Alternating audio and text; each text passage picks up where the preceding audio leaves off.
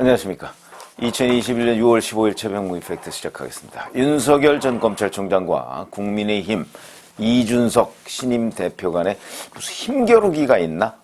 이런 느낌을 받는 여러 가지의 발언들이 있습니다. 오늘 그 문제를 분석을 해보겠는데, 우선 이준석 대표가 어제 하루만 해도 12개의 일정이 있었다고 했죠.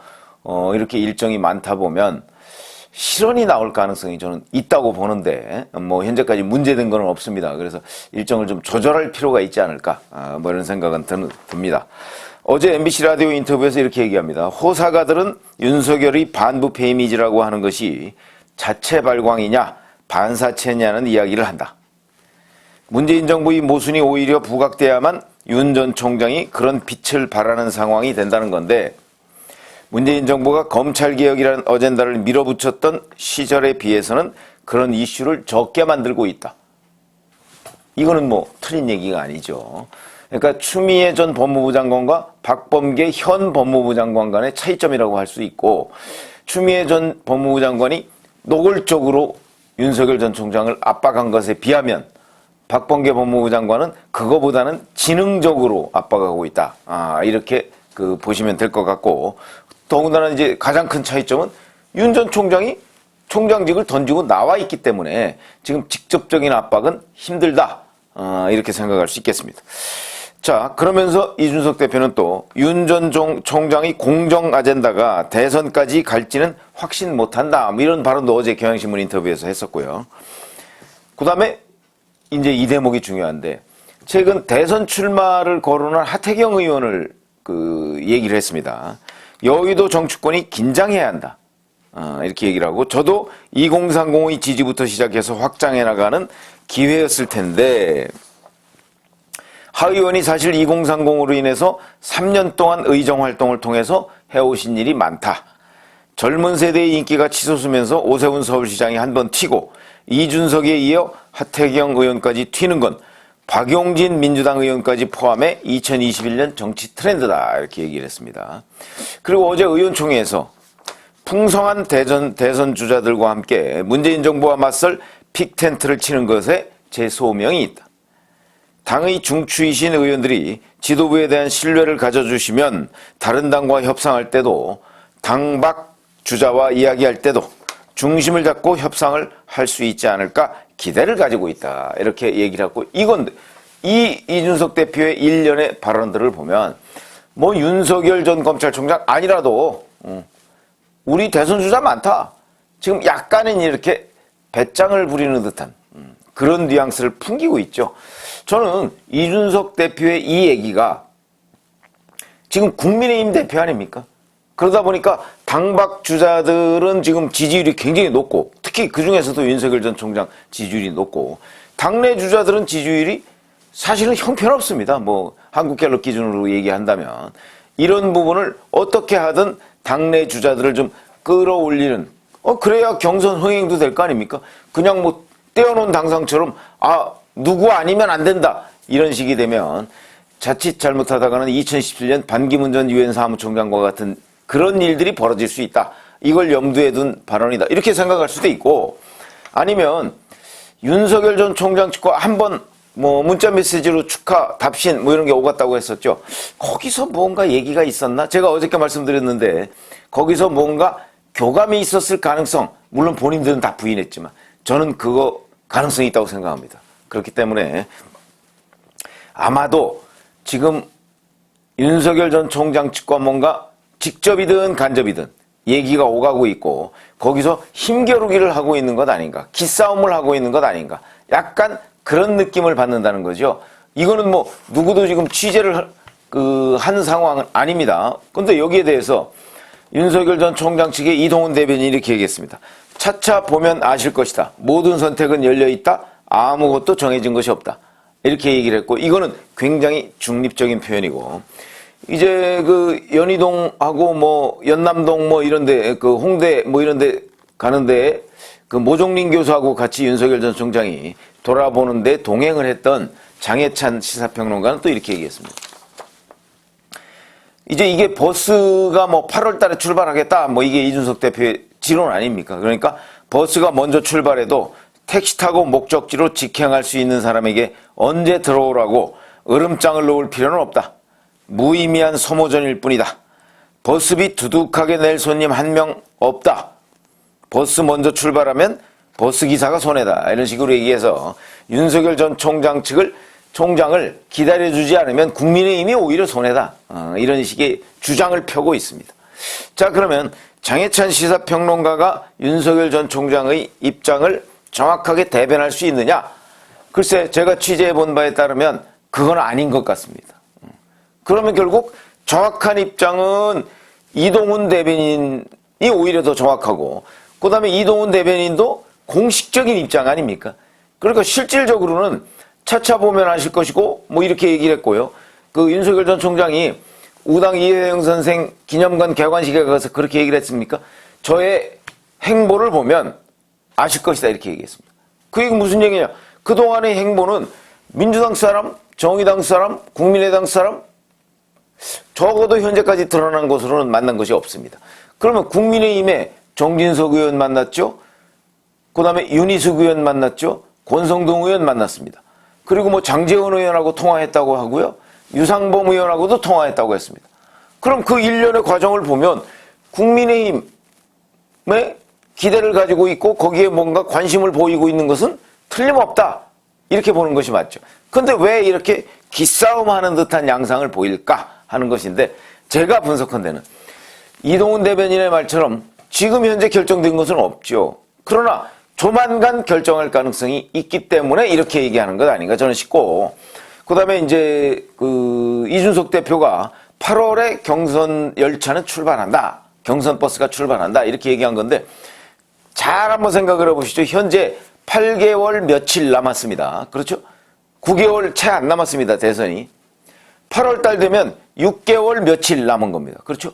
지금으로. 근데 지금 시점으로 얘기하는 것이 8월 중순과 하순 정도를 얘기합니다.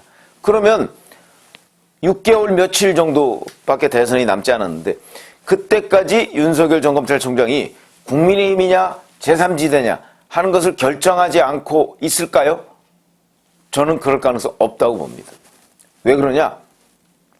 뭐 일각에서는 또 어느 그 기사를 보니까 뭐 검증 뭐 이런 것들에 대한 약간의 부담 뭐 이런 걸 최대한 줄이기 위해서라도 등판 시기를 늦춘다 뭐 이렇게 얘기를 했던데, 검증이라는 것은요, 검증일 수도 있고 조작일 수도 있고 공격일 수도 있습니다. 이거 늦춘다고 최대한 늦게 한다고 그래서 뭐 금년 내에 뭐 출마 선언을 안 하고 내년에 한다고 한들, 검증이라고 좀 민주당에서 제기하는 소위 검증이라는 것이 그때까지 이루어지지 않을 가능성 없습니다. 그렇기 때문에 5개월이냐 6개월이냐 차이는 거의 없는 것이나 마찬가지다. 이렇게 본다면 결국은 저는 일찍 들어올 수밖에, 일찍도 아닙니다. 뭐 예를 들어서 6월 말이나 7월 초에 들어온다고 하면은 뭐 7개월 며칠 정도 남는 거 아니겠습니까? 그 정도 남으면 그거 뭐 7개월 며칠 내지 뭐 8개월 뭐 이 정도인데, 그 정도면 지금 출발을 해야 될 시기이기 때문에, 그러면 이준석 대표가 얘기한 8월 중하순, 이때는 이미 어떤 식으로든 결정을 했어야 되는 그런 시기다. 이렇게 본다면 지금 얘기하는 8월 경선 열차가 출발한다, 뭐 택시 타고 간다, 이런 게 무의미한 논쟁이 된다는 것이죠. 그때까지는 윤석열 전 검찰총장이 어떤 방식으로든 결정을 했을 것이다. 이렇게 보고요. 그래서 저는 6월 말 7월 초 얘기를 했습니다. 그거는 뭐 아무도 모릅니다, 지금. 윤 전 총장 본인도 왔다 갔다 하는 것 아닌가, 뭐 이런 생각이 드는데, 어쨌든 간에 그때까지는 충분히 할 것이다 라고 본다면 지금 얘기하는 논쟁이 무의미한 것이다 라고 보고요. 결국은 윤석열 전 총장이 6월 말 7월 초가 됐든 뭐 8월 달이 됐든, 뭐 이준석 대표가 정한 시점은 8월 중하순이니까 그때까지는 어떤 선택이든지 이미 했을 것이다 라고 본다면 8월 중하순, 저는 그래서 이미 국민의힘 경선에 윤석열 전 총장이 참여할 것이다 라고 지금 얘기를 했지 않습니까? 그렇게 제가 한번 유튜브를 해드린 적이 있는데, 그 가능성이 충분히 있습니다. 왜 그러냐? 우리가 서울시장 보궐선거를 위한 국민의힘 경선을 한번 보신 적이 있죠. 사실 외부에서는 안철수 대표가 훨씬 높았습니다. 그런데 이 경선이 흥행이 이루어지면요. 그러면은 어떤 인물이 치고 올라올지 모릅니다. 뭐 이준석 대표는 하태경 의원을 거론했습니다만은 예를 들어서 최재형 감사원장 7월 도전설이 있습니다. 최재형 감사원장이 만약 7월 달에 던지고 국민의힘에 바로 입당하면서 붐을 일으키면 그러면 최재형 감사원장이 사실은 국민의힘 대선 후보가 될 가능성 없다고 우리가 누가 단정할 수가 있겠습니까? 왜 그러냐면 거기가 상품성은 굉장히 있거든요. 그렇기 때문에 제가 보건대는 최재형 감사원장의 7월 도전설도 윤석열 전 총장의 결심을 앞당기는데 오히려 기여를 할 것이다. 이렇게 보고요. 그렇기 때문에 아마 최재형 감사원장의 그 대선 도전, 그게 뭐 이르면 7월 이렇게 동아일보가 보도했던데 그거보다 저는 앞서서 윤석열 전 총장이 국민의힘에 들어올 가능성이 굉장히 높다. 이렇게 보는 것이죠. 그렇게 본다면 지금 현재 이준석 대표와 그 윤석열 전 총장 측이 기싸움처럼 보이는 이런 그 말들이 별로 그렇게 의미 있게 생각할 필요는 없다. 저는 이렇게 봅니다. 그래서 이제 이 양쪽의 얘기는 결국 그 윤석열 전 총장이 결심을 하기 전에 그 이런저런 그냥 오가는 얘기 정도에 불과한 것이다. 그래서 마치 지금 뭐 신경전이 엄청나게 벌어져서 앞으로 양측 간에 뭐 충돌이 있을 것처럼 이렇게 이제 기사를 쓰는 데도 있습니다. 근데 그거는 판을 좀 크게 보지 못한 것 아닌가. 저는 그런 생각을 가지고 있고요. 결국 윤석열 전 총장은 아마도 오늘이 이제 뭐 6월 15일이니까 벌써 6월 달도 절반이 지났는데 6월 말이나 이달 말이나 아니면 어차피 이번 주에 여의도에 뭐 사무실 낸다는 거 아닙니까? 대변인 임명하고 사무실 냈으면 이제 정무 보좌하는 팀 이제 구성을 해야 될 것이고 이렇게 되면 그게 캠프입니다. 뭐 별게 아니고.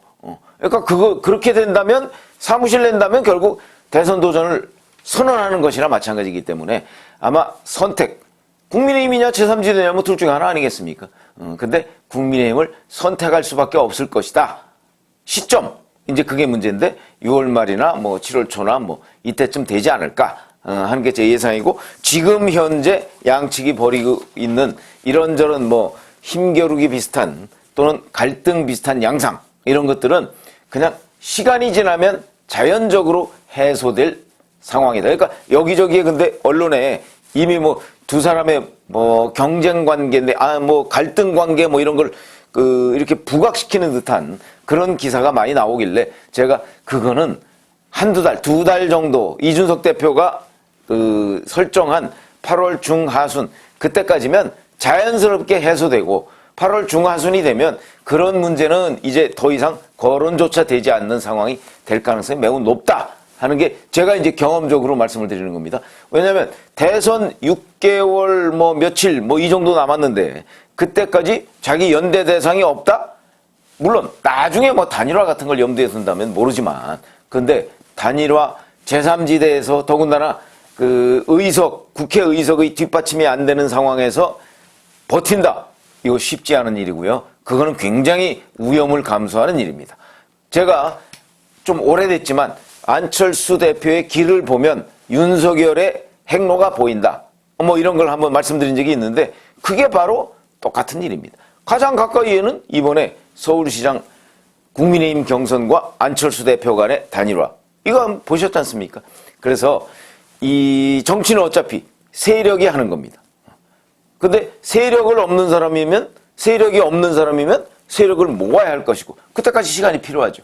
그러나 세력은 한두 달 내에 모아지지 않는다.